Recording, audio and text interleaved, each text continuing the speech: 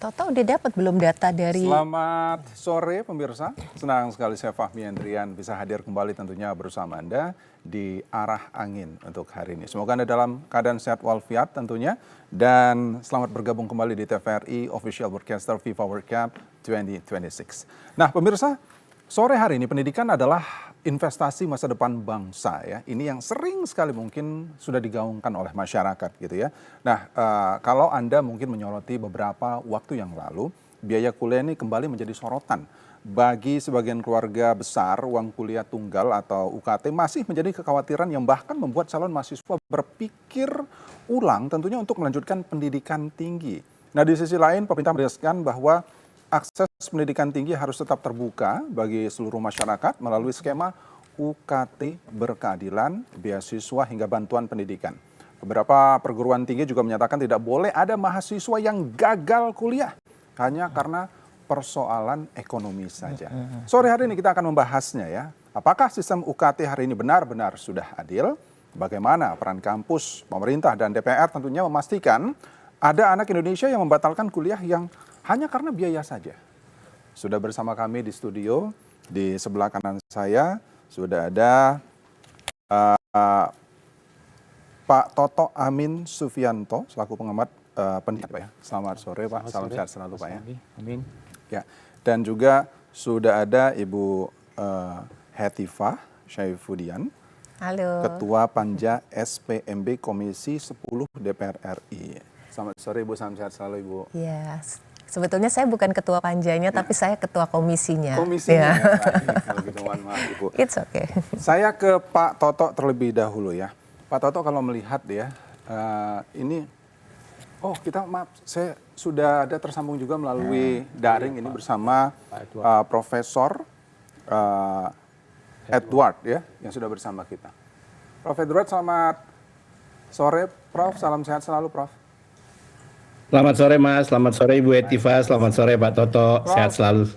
Kalau melihat dari update data terakhir ya, saya nggak tahu ini mungkin koreksi kalau saya salah, karena ada 60-an gitu yang membatalkan secara akumulasi keseluruhan di Indonesia, tapi juga bisa dikatakan bahwasannya itu data lama gitu. Nah data baru ini seperti apa gitu. Nah mungkin boleh diupdate seperti apa sebenarnya kondisi dari UKT ini yang narasinya itu membatalkan dari pendaftaran ulang itu sendiri, Prof.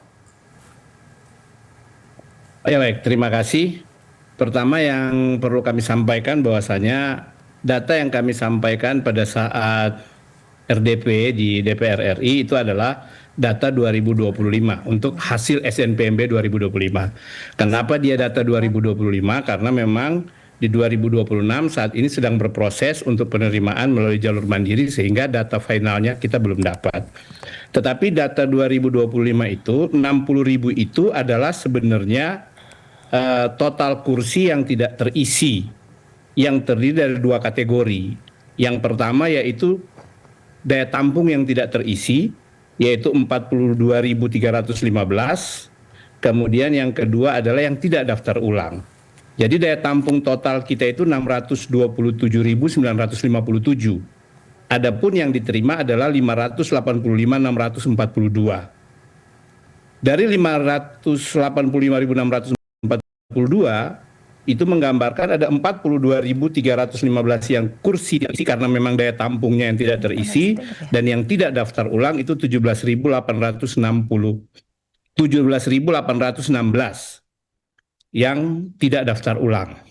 Ini yang perlu kami sampaikan, dan penyebab tidak daftar ulangnya ini akibat prodi yang diterima bukan pilihan utama, kemudian diterima di sekolah kedinasan maupun beasiswa luar negeri dan sebagainya, serta yang ketiga ini dari yang diterima pendaftar KIPK tetapi lantas tidak eligible gitu untuk KIPK, dan ini data 2025. Data 2026 ini sedang divalidasi dan diverifikasi hingga nantinya jalur mandiri selesai. Begitu Mas. Baik, kalau begitu. Saya ke Pak Toto ya. Pak Toto kalau melihat fenomena ini seperti apa Pak kalau melihat pendidikan sampai dengan saat ini di Indonesia? Saya kira kesempatan ya untuk menikmati ataupun kuliah di pendidikan tinggi, saya kira itu harus dibuka seluas-luasnya buat anak-anak kita. Karena apa? Karena pendidikan tinggi itu menjadi prasyarat untuk naik kelas gitu ya, secara ekonomi, sosial ekonomi. Sehingga terutama buat anak-anak dari keluarga miskin ya, itu satu-satunya jalan untuk bisa keluar dari siklus kemiskinan adalah mereka harus namanya pendidikan tinggi. Jadi itu makanya saya sering bilang kalau dihitung berapa ribu, apakah 16.000, apakah 60.000, apakah 116.000, bukan sekedar statistik.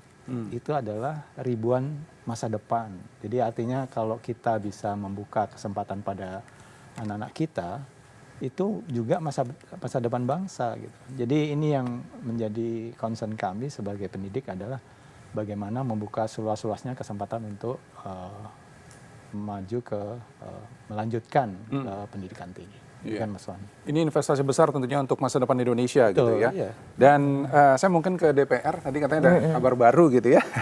Tapi mungkin Bu, ada puluhan ribu calon mahasiswa yang tidak melakukan registrasi ulang ya setelah dinyatakan lolos itu seleksi. Narasinya seperti itu. Saya nggak tahu nih kejadian Iya. Tadi mungkin Pak Edward sudah menyampaikan ya, jadi memang 60.000 itu ada berbagai alasan gitu ya. Jadi salah satunya tentu terkait dengan kemampuan untuk membayar uang kuliah tunggal itu atau UKT itu. Tapi juga ada memang alasan-alasan lain.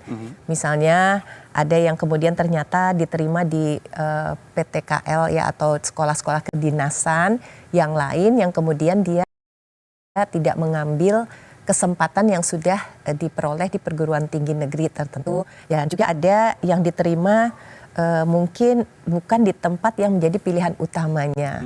Kemudian mereka berubah pikiran dan daftar kembali tapi lewat jalur yang lain. Jadi kira-kira sebetulnya yang tidak daftar ulang itu sekitar 17.816. Ini dari data terakhir yang saya dapatkan.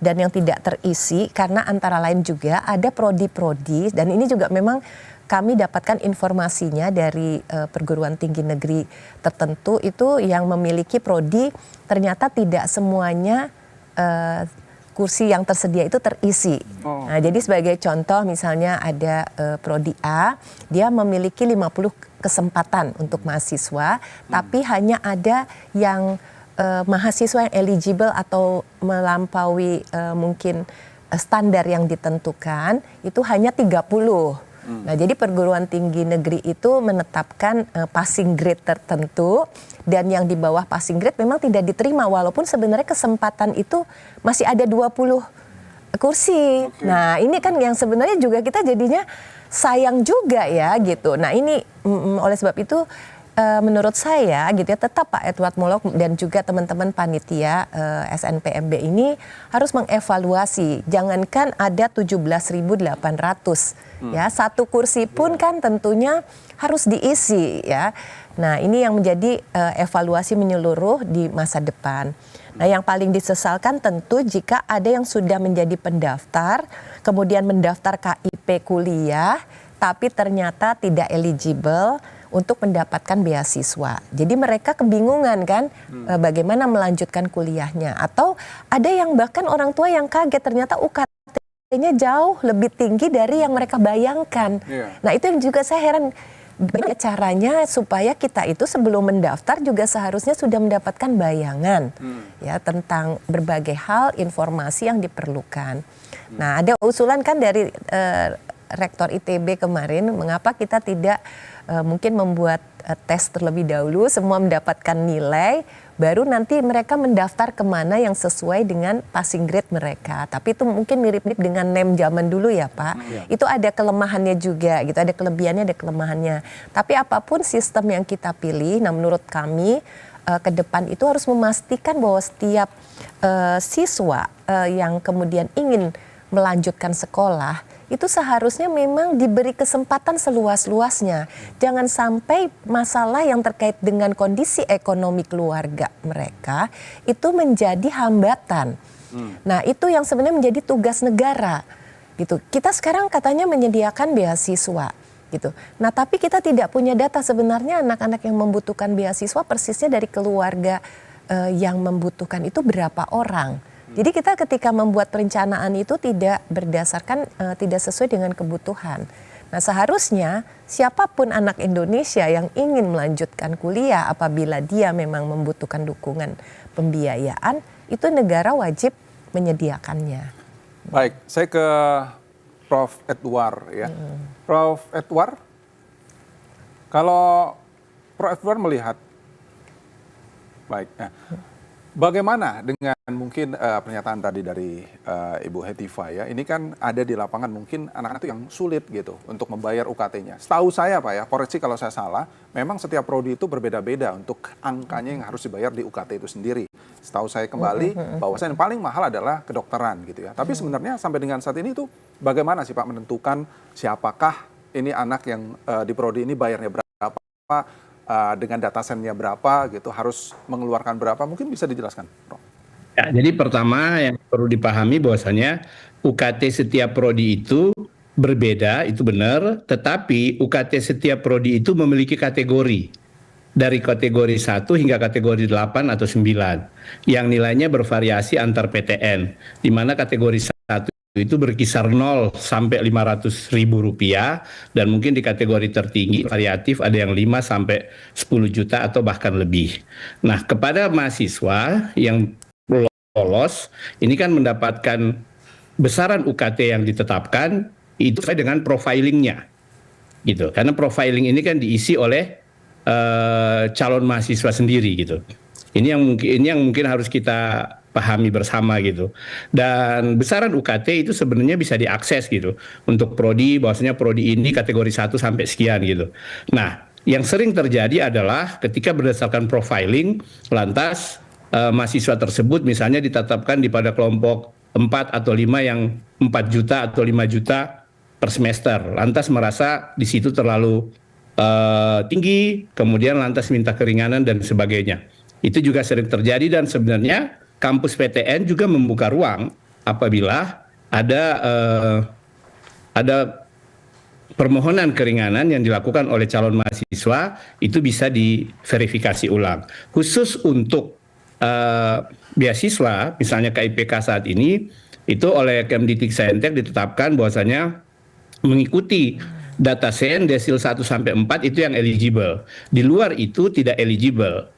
Nah, sedangkan yang tidak eligible KIPK ini itu jumlahnya cukup banyak, dan itu yang seperti yang disampaikan oleh Ibu Hetifah tadi, itu mungkin akan menjadi perhatian negara ke depan seperti apa kita untuk hadir untuk memastikan ini gitu. Baik, berarti tadi saya mendengarkannya Bu Hetifah bahwasannya akan ada ulang gitu ya, perincian ulang. Dan sepenjelasannya gitu ya, bahwasannya nanti itu ketika mau didaftarin itu akan ada pengisian ulang juga dari mahasiswa tersebut gitu ya. Nah, sebelum ke Bu Hetifah saya ke Pak Toto. Sebenarnya jalannya itu sampai dengan sekarang ini Pak, dibanding dulu-dulu itu apakah sama saja seperti itu, atau mungkin ada perubahan-perubahan yang sampai ini kan angkanya luar biasa Pak ya, tidak melakukan registrasi ulang begitu? Iya, selalu menjadi perhatian publik ya, bahwa makin banyak mahasiswa yang tidak mendaftar ulang. Dan itu ada hal positifnya, selama ini tidak menjadi perhatian, akan menjadi perhatian. Dan ini juga menjadi salah satu cara kita untuk membuat sistem ini jauh lebih baik. Kalau dibanding dulu, sekarang sudah lebih baik. Sudah dilihat desil 1 sampai 4 misalnya, desil 5. Tetapi yang problem adalah penetapan desil ini masih belum dinamis, dalam arti sesuai dengan situasinya. Update-nya itu hanya setahun sekali misalnya. Padahal di situasi ekonomi yang dinamis seperti sekarang, itu bisa saja satu keluarga yang tadinya mungkin di desil 9 atau 8, tiba-tiba karena PHK, karena ada keluarga yang sakit, dia bisa jatuh ke desil 3 misalnya. Dan seharusnya dia berhak untuk mendapatkan UKT yang lebih ringan. Nah, ini yang menurut saya salah satu temuan yang harus diperbaiki, bagaimana memasukkan keluarga-keluarga miskin ini sesuai dengan kenyataannya. Memang di beberapa kota, di beberapa wilayah itu bisa mengajukan sanggahan, apa yang disanggahan. Nah, mungkin proses sanggahan ini juga bisa dibuat lebih mudah, sehingga keluarga yang memang benar-benar dalam tanda kutip jatuh miskin itu bisa segera meminta dikoreksi gitu untuk kategori desil itu. Oke, jadi ada koreksi di situ Pak yang harus dilakukan ya Pak Toto. Nah, kalau menurut Pak Toto sendiri dari sistem penerimaan mahasiswa baru yang saat ini apa saja mungkin yang sangat perlu dibenahi? Ya, antara lain tentu kesesuaian antara minat dan bakatnya ya. Jadi kadang-kadang karena kita punya pilihan 1, 2, 3, kadang-kadang ya udahlah sebenarnya dia minatnya 1, 2 tapi disuruh 3. Artinya minatnya sebenarnya di nomor 1 tapi jatuh ke pilihan 2, pilihan 3 yang tentu ini mungkin salah satu yang membuat mereka tidak daftar ulang. Bukan jurusan yang saya mau misalnya gitu. Jadi ini penelusuran bakat yang lebih baik lagi dilakukan dan testingnya juga bisa lebih baik. Bisa dipahami saya memang kalau cuma satu pilihan kan buat kedua pihak juga antara mahasiswa, calon mahasiswa dan perguruan tingginya kan juga repot kalau cuma satu. Tapi kalau ada alternatif kan bisa lebih mudah mengelolanya. Nah mungkin bisa bekerja sama sekolah dengan kepala sekolahnya untuk menelusuri kira-kira kamu minatnya benar-benar di kedokteran atau mungkin di bidang-bidang lain yang memang mereka lebih tepat gitu. Saya kira. Baik, saya ke Bu Hetiva. Bu Hetiva, dalam kunjungan kerja Panja SPMB ke berbagai daerah, diketahui bahwasannya DPR menerima banyak sekali masukan ini dari perguruan tinggi dan juga LLDT gitu ya. Apa temuan apa saja mungkin Bu yang selama ini dikeluhkan oleh masyarakat gitu ya? Apakah memang ini karena biaya UKT itu yang terlalu tinggi atau ada lain? Tadi sebutkan Pak Toto mungkin pengaruh juga dengan PHK dan lain sebagainya. Jadi kalau kita bicara soal pendidikan tinggi, apa yang dilakukan Pak Edward dan kawan-kawan itu sangat penting ya untuk memastikan sistem penerimaan mahasiswa baru itu seleksinya dilakukan secara transparan, seadil mungkin, dan juga mungkin secepat mungkin juga hasilnya. Karena kita tahu bahwa daya dukung perguruan tinggi negeri khususnya kan hanya sedikit sekali ya, 600.000, sementara jutaan lulusan SMA, SMK yang mungkin berminat untuk melanjutkan pendidikannya ke pendidikan tinggi. Namun itu saja juga tidak cukup gitu. Kita ingin memastikan bahwa mereka itu memang bisa betul-betul menjalankan pendidikannya hingga kemudian mereka menyelesaikan studinya dengan baik.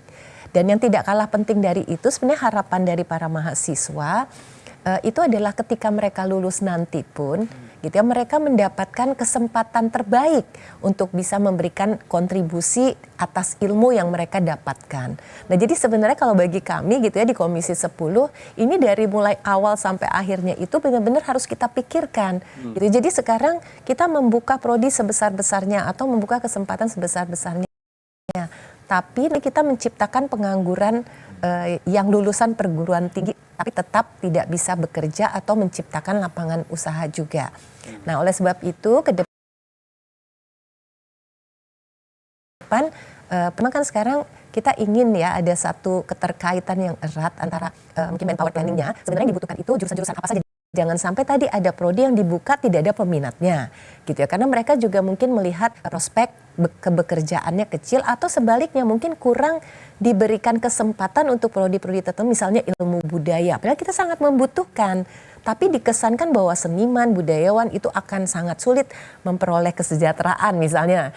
Nah itu yang kita harus pikirkan ya untuk jangka panjangnya supaya nanti juga di dalam sistem penerimaan ini minat bakat setiap anak itu bisa tersalurkan. Dan mereka ketika sudah selesai juga bisa benar-benar berkontribusi. Nah ketika di awalnya ini saja gitu ya baru masuk titik masuk kemudian batal. Nah itu bayangkan itu adalah mungkin menurut saya satu situasi yang harus kita hindari. Nah, kemudian juga yang menjadi keluhan lain gitu ya di samping informasi ya informasi itu kan juga mungkin tidak sepenuhnya transparan dan bisa diperoleh sejak awal ya seperti tadi berapa harusnya biaya yang dikeluarkan bukan hanya di awal tapi juga sepanjang dia sampai menyelesaikan itu berapa yang sebenarnya harus disediakan oleh sebuah keluarga untuk anaknya gitu ya menyelesaikan studinya. Kan nanti ada tambahan-tambahan tuh ya kadang-kadang ada selain tadi IP ada UKT nanti ada lagi praktek ada lagi mungkin biaya apalah ya macam-macam ya itu. Nah ini juga sering menjadi masalah. Nah, bagi anak-anak sebenarnya bukan hanya UKT yang dikeluhkan. Mahasiswa itu mengeluhkan juga, Bu, kami ini kan misalnya di Kalimantan, satu perguruan tinggi negeri yang dikenal hanya ada di beberapa kota besar. Sementara ada daerah-daerah yang terpencil. Nah, mereka itu kan bukan hanya UKT yang dikeluarkan, tadi biaya transportasi dari tempat asal, kemudian biaya hidup sehari-hari, biaya kosnya, membeli buku, dan sebagainya gitu. Jadi ketika memberikan beasiswa pun seharusnya standar beasiswa yang diberikan juga sesuai dengan apa yang dibutuhkan anak-anak mahasiswa itu gitu. Jadi ingin kalau bisa sebenarnya KIP kuliah pun seharusnya sudah disesuaikan dengan apa yang betul-betul diharapkan. Nah, keluhan terakhir ya tentang desil ini. Ya, karena kan kita ada peraturan baru menggunakan desil 1 sampai dengan 4. Nah, beberapa keluarga atau anak-anak ini ketika kan mereka bisa mengecek dia ada di desil mana. Nah, padahal tidak ada perubahan dalam kehidupan mereka sehari-hari, tapi desil mereka mengalami kenaikan menjadi 5 atau 6. Itu karena desil itu kan per 10 dari kondisi keluarga seluruh Indonesia.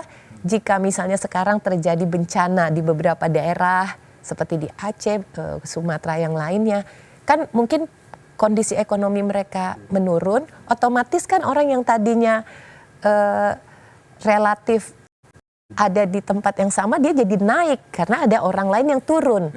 Nah, ini yang desil ini menjadi tidak sesuai dengan tingkat kemampuan ekonomi beberapa atau banyak keluarga. Nah, ini yang kita harus cari solusi, karena itu dalam waktu dekat hari Senin tanggal 13 nanti kami akan mempertemukan Badan Pusat Statistik, Ibu Kepala Badan dan juga Pak Menteri Dikti Saintek, jadi Ibu Amalia, Pak Brian dan juga Pak Mukti, kita akan rapat bersama untuk mencari solusi yang lebih cepat gitu supaya mereka-mereka yang sebenarnya di desil tidak eligible sekarang untuk menerima beasiswa padahal realitanya mereka butuh dan memang layak, itu seharusnya dicarikan solusi. Baik, nanti mungkin Pak Edward bisa menjawab ya permasalahan desil ini juga, dan saya juga penasaran sebenarnya setiap tahun angka ini selalu bertambah nih, permasalahannya apa gitu. Nanti mungkin dijawab sama Pak Edward selepas informasi yang satu ini. Tetap bersama kami di Arahan.